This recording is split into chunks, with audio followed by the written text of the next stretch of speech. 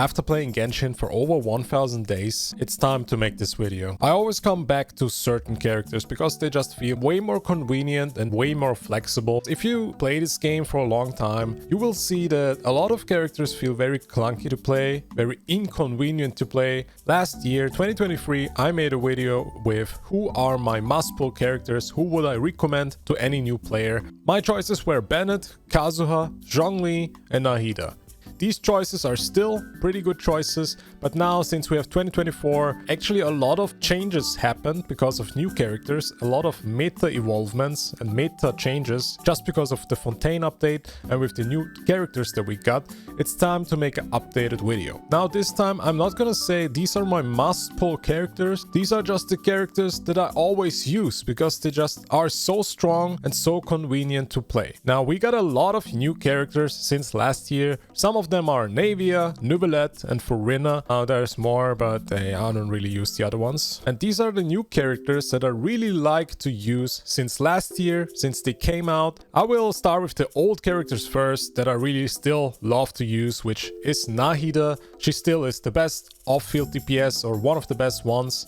And just Dendro the element is completely broken since Nahida came out. She changed the game completely and she still is a game changer. She does so much off-field DPS and so much damage with her E, and she even buffs your elemental mastery. She's also really easy to build and you can't really miss out on her. She fits also in so many teams, but I also want to say right now, since Fontaine came out, the damage cap increased a lot. So we don't really need a lot of damage anymore because we got so many new options. Now don't get me wrong, if you miss the damage still, she is still a great option. But since Fontaine came out, I think that everybody's capable of doing so much off-field damage and so much damage numbers. Because if you look at Navia, she crits like 200k and you don't even need like constellations on her. Like my Navia hits 300k sometimes just with her E elemental skill. So I just think it's a different meta right now. Nahida is becoming less and less important. Simple to the fact that we don't really need that much damage anymore. Or the game is just too easy and the enemies just die way too fast, in my opinion. If you fight like bosses, she's probably still a really good pick. This is my opinion about her. Still such a good character. You don't want to miss out on her. And she's also so convenient to play. If you play many hours in a week, you just spin around, press her elemental skill, everybody dies. Now I want to talk about Kazuha, because last year I said he's a must-pull, and I still think he is just not replaceable. I kinda actually believe that they tried to replace Kazuha with Xianyun, but I just think that making a character to force you to play a certain gameplay style is just very bad and boring. Because with Xianyun, you're forced to play your team as plunge DPS, and I just don't really like that. It takes a lot of time to prepare a plunge attack. You have to jump, you have to press. I simply just want to press, if you get my take here.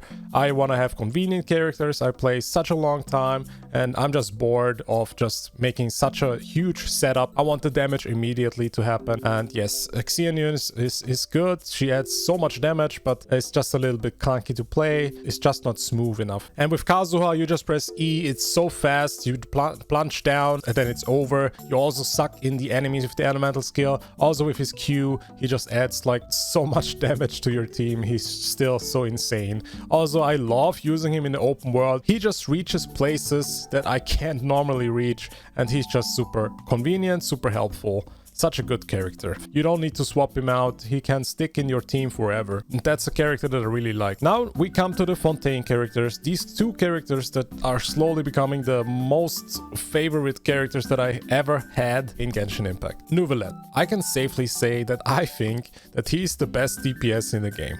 He can deal so much damage from range, also very consistent damage. Hitting between 30 and 60k with his charged attacks for like multiple seconds is insane. And the range he has, he's probably the most convenient character in the whole game. You go inside a domain, you just press his charge attack and everything dies. You don't need to move around, you just spin and win. I cannot imagine my life without him anymore. He's saving so much time in farming artifacts or clearing the abyss. He can do anything. He's insane. And if I would say that he's the best character in the game right now, a lot of people would probably agree with me. If you are not agreeing with me, you probably don't have him. The only downside he has is that he's Hydro, and sometimes you have to swap Hydro out, but that goes for any character.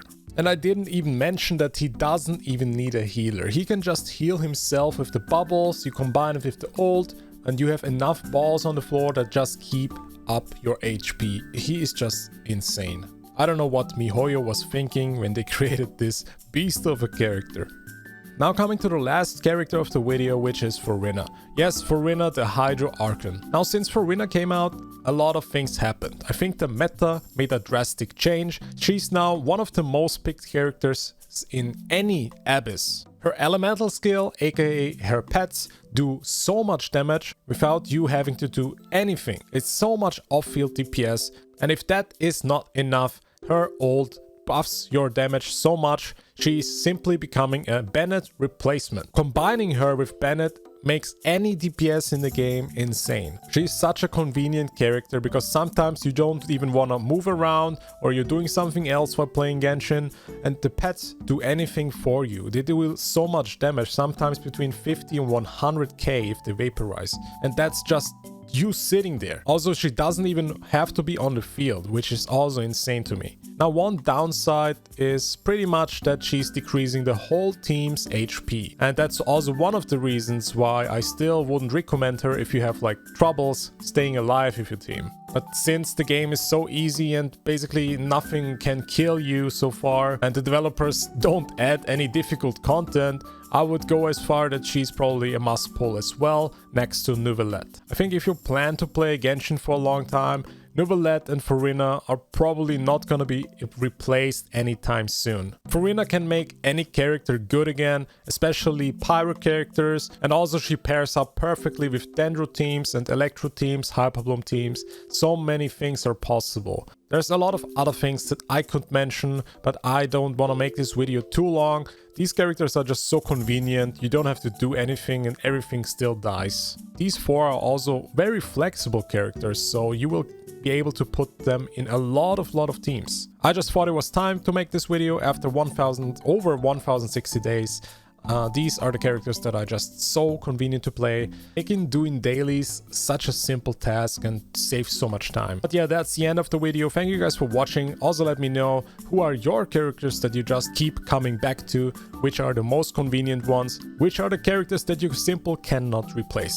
Let me know in the comments, and if you enjoyed this video, give it a thumbs up. Also give it a comment, it would help my algorithm a lot. And thank you guys for watching. I really do appreciate it. See you next time. Bye.